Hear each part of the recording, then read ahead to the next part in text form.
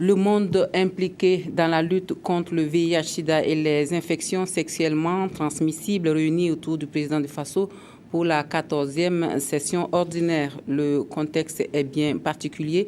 Il est marqué par deux paramètres majeurs que sont la situation post-insurrection populaire et la raréfaction des ressources financières. Surtout, obligation donc de faire la meilleure stratégie pour les 5 ans à venir. Souleymane Sano et Caroline Waré. C'est par des mots de reconnaissance que le président de la séance entame son propos d'ouverture de cette 14e session ordinaire du Comité national de lutte contre le sida et les IST. Reconnaissance à l'ensemble des acteurs pour leur fidélité dans l'accompagnement de la lutte. Les efforts des uns et des autres auront contribué à confiner le mal dans ces derniers retranchements. Le taux de prévalence de nos jours est de 0,92%. Une victoire en demi-teinte cependant, n'oublions pas les capacités de rebondissement de l'ennemi. Chaque année, il y a des problèmes de financement. Nous avons réfléchi l'année dernière sur les financements innovants.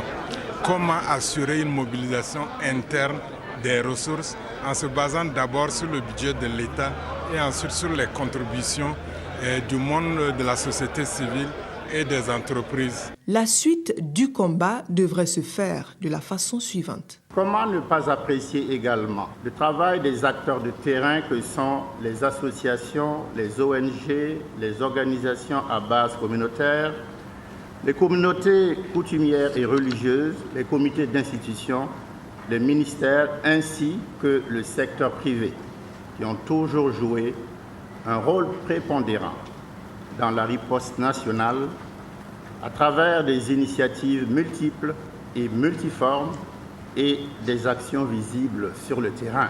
Mesdames et messieurs, notre 14e session se tient dans un contexte tout à fait particulier puisque marqué par deux paramètres majeurs.